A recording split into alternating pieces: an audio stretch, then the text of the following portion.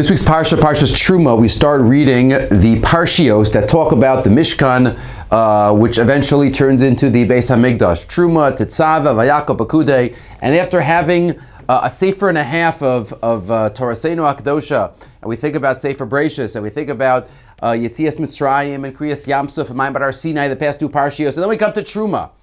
And just going through the Parsha with Rashi, a little more challenging, a little more detailed, a little more technical. How do we excite ourselves? How do we get ready for these Parshios that we're going to have over the next couple of weeks? So maybe the message could be based on the Ksava Kabbalah from last week's Parsha. At the end of last week's Parsha, HaKadosh Baruch Hu is described as Umarek Kvod Hashem Ke'esh Ocheles Barosh Har, a consuming fire on Har Sinai. And the question asked of Mecklenburg is, why is Hashem called a consuming fire? Isn't that a negative, destructive, consuming? What is that meant to teach us? Says the Ksava Kabbalah, Chas v'Shalom, to attribute physical qualities to HaKadosh Baruch Hu. That's not what it means. But it's to teach us. Ba mikra lahodienu, this is to teach us. Ki be'emes lo haisa kol uma shaveh b'madregas hasagazu. Kabbalah Satorah was not equal for all of Am Yisrael. We didn't have the same experience. We each had our own personal Kabbalah Satorah. What determined what the experience was? How intense was it for me? So it says the Ksava Kabbalah, when fire burns up a material, it burns plastic differently, it burns wood differently, it burns metal differently. Why? Fire's the same thing.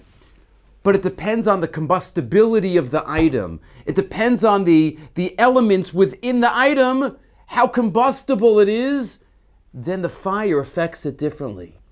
Says the Ksava Kabbalah, Ke'esh Ocheles. HaKadosh Baruch Hu, Mayim Bar Sinai was a different experience for all of us. It depended on our preparation.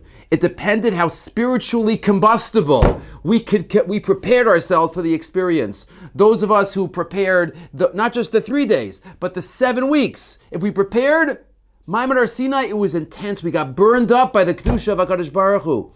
And those who didn't prepare as well, it was a different experience. But that's the Eish Ocheles. And that's really every experience, every religious experience in life depends upon the Hachana. It depends about how spiritually combustible we make ourselves. So I think the same would apply to these Parshios of Mishkan, where we talk about nuts and bolts and curtains and wood and metal and precious jewels and precious gems.